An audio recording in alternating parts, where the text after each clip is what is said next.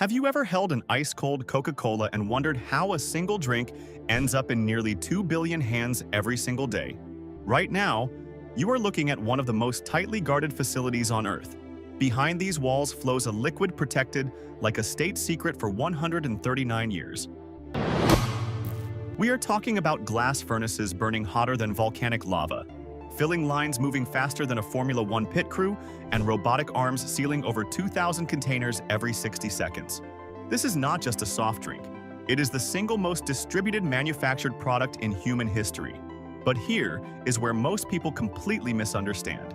What happens inside these walls is not just manufacturing. It is a synchronized dance of chemistry, engineering, and logistics. A ballet of precision that will permanently change the way you look at every sip you take. Imagine this: Atlanta, Georgia, 1886. A wounded Confederate veteran named John Pemberton stands over a brass kettle in his backyard. He is addicted to morphine, a wound from the Civil War that never healed. He is not building a global empire. He is trying to cure himself. He brews a dark syrup from coca leaves and cola nuts, mixes it with carbonated water, and sells the first glass at Jacob's Pharmacy for 5 cents. First-year sales? 9 glasses a day. Today, 1.9 billion servings every day. 1 Coke for roughly every 4th human being on Earth. Think about that for a second. From a backyard kettle to touching 1/4 of humanity every single sunrise. But Pemberton never saw a dollar of that future. Dying, bankrupt, and still addicted, he sold the entire formula to businessman Asa Candler for $2,300. And that formula, codenamed Merchandise 7X, now sits inside a reinforced steel vault in Atlanta. Palm scanners, biometric locks. Only 2 or 3 people alive know the full recipe. And here is a detail that sounds like fiction. Those 2 or 3 people do not travel on the same airplane. Ever. It is not paranoia. It is the price of holding the most coveted trade secret in food history. But here is where it gets truly fascinating. That legendary secret formula?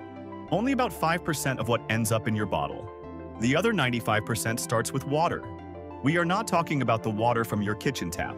We are talking about water purified to a standard that exceeds the drinking water in most cities on Earth.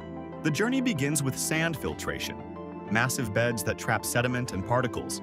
Then activated carbon towers, charcoal columns, where surface area the size of a football field, compressed into a single vessel, chemically strips out every trace of chlorine. Then reverse osmosis. Membranes so impossibly fine, they block dissolved minerals at the molecular level. What emerges is chemically blank, a canvas with nothing on it. Finally, UV disinfection. Ultraviolet light destroying the DNA of any surviving microorganism. The goal is not clean water. The goal is identical water. Every batch, every factory, every country. Because if the water tastes different in Tokyo than it does in Toronto, the Coca-Cola tastes different. And that is the one outcome this company has spent 139 years ensuring never, ever happens. Once the water is ready, the sweetener arrives. 200,000 pounds of sugar or high fructose corn syrup every single day. It flows into silos the size of small buildings until it becomes simple syrup. And now, the soul of the operation arrives. The concentrate. It arrives in sealed, unmarked stainless steel drums, under security protocols you would expect for nuclear launch codes. The drivers do not know what they carry. The staff do not open the drums. They scan barcodes and verify chain of custody logs tracing every milliliter from Atlanta. Inside is Merchandise 7X, a blend of vanilla, cinnamon, citrus oils, neroli, coriander, nutmeg, and several ingredients never publicly confirmed. The concentrate is metered into the simple syrup with pharmaceutical precision. In that instant, the clear liquid turns deep, unmistakable brown, the color you have known your entire life. But here is the kicker. At this very moment, color perfect, flavor locked, 139 years of engineering behind it, the liquid is completely flat. No fizz, no bite, just syrup. To become Coca-Cola, the factory must now perform its most defining transformation. Carbonation sounds simple. Pump gas into liquid. Done. Wrong. The carbo coolers control 3 variables simultaneously. Flow rate. Too fast, and CO2 does not dissolve. Too slow, and it oversaturates into foam. Temperature. chilled to 2 to 4 degrees Celsius because cold liquid absorbs gas far more efficiently. And pressure, held within a window measured in fractions of a percent. CO2 is forced into the liquid under high pressure. When you open a bottle later, that pressure releases, gas rushes out, and you get the fizz. But here's the remarkable part. The fizz is not just entertainment. When CO2 dissolves in water, it creates carbonic acid. That sharp, tingling bite on your tongue. That is a mild acid reacting with your taste buds. It is why flat Coke tastes syrupy and dead, while fresh Coke tastes crisp and alive. The factory does not treat carbonation as a processing step. It treats it as the defining moment of the entire production. It is chemistry you can taste, literally. Now the liquid is perfect. But the bottles? That is an entirely separate engineering war. Every glass bottle passes through a high-pressure sanitizing station. Heated cleaning solution blasted through nozzles at forces that would strip paint off a wall. Then a final rinse with pharmaceutical-grade water at sterilization temperature. Then inspection. High-speed cameras scan every bottle for cracks or contamination. The tolerance is microscopic. Why? Because a damaged bottle shattering inside the filler at 1,500 per hour stops production for hours. So the inspection is merciless. No second chances. Clean bottles race to the labeling station. Hot melt adhesive wrappers apply the iconic red design in less time than it takes you to blink. But this is not just branding. It is an engineered sleeve that must survive condensation, rough handling, and the pressure changes of shipping across oceans, and still look pristine on a supermarket shelf. Now, the factory floor transforms into a symphony of speed. Ice-cold Coca-Cola flows to the rotary filler, a massive spinning carousel. Within 2 seconds, each bottle is filled to the exact level at 2 to 3 degrees Celsius, locking every CO2 bubble in place.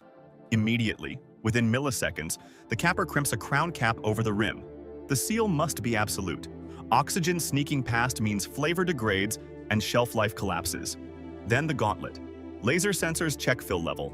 Cameras verify cap seal. Optical scanners confirm label position. Every bottle gets all 3 checks at full speed. A single failure triggers pneumatic ejection, a blast of compressed air kicking the bottle off the line. Nothing gets through. Nothing. While bottles fly down one line, an entirely separate system handles aluminum cans at even higher speed. Over 1,500 cans per minute pass under the filler, each flushed with CO2, filled, and sent to the seamer. The seamer curls lid and can body together into an airtight double seam. Seam thickness, exactly 1.0 to 1.2 millimeters. We are not talking about centimeters. Millimeters. Too thin. The can leaks. Too thick. Internal pressure from carbonation, roughly double your car tire pressure, could rupture it. Laser sensors check every can at 30 per second. Failed cans are crushed flat and sent to recycling instantly. Nothing wasted, everything measured. Every measurement recorded. Finished bottles and cans now enter the packaging zone where robots seize complete control. Cardboard wrap machines fold packaging at machine speed. Shrink wrap tunnels blast hot air, tightening plastic film until bundles are rock solid, ready to survive thousands of miles. At the end, robotic palletizers. Massive arms grip entire layers of finished cases and stack them with geometric precision. Layer, rotate, layer, rotate. Until 6 feet tall, every case perfectly positioned, every kilogram precisely distributed. Imagine a machine that never makes a mistake, never gets tired, never stops. That is what you are watching. From empty bottle to stacked pallet, less than 1 hour. But none of this matters if the product is not perfect. If you walked into the quality control lab here, you would swear you entered a pharmaceutical testing facility. Samples are pulled every 15 to 30 minutes, 24 hours a day, 7 days a week. Brix testing measures sugar content. Half a percentage point deviation triggers immediate line shutdown. pH meters verify acidity. Spectrophotometers measure color. Food safety here is not just a policy, it is an architecture. It is baked into the concrete and the steel of the building itself. Once pallets are wrapped, they move to the warehouse, a facility so large it operates like an airport logistics hub. Computer-guided forklifts navigate the aisles. Every pallet scanned, assigned, and routed to a bay within minutes. From this single plant, Coca-Cola radiates outward to supermarkets, gas stations, restaurants, and vending machines across an entire region. A bottle filled here at 10 a.m. can be sitting in a cooler 500 miles away before midnight. Remember that number. 1.9 billion servings every day.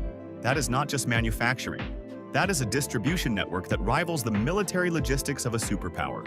This is the miracle of modern beverage manufacturing. A combination of 139 years of guarded history, chemistry you can literally taste, and engineering precision operating at a scale that defies imagination, all working together in complete synchronization. Next time you crack open a cold Coca-Cola and hear that hiss, you will know exactly what it took to get it there. How do you like yours? Ice cold from the glass bottle? Let us know in the comments below. And do not forget to like this video and subscribe to Beltline Bites for more deep dive tours inside the world's biggest food factories.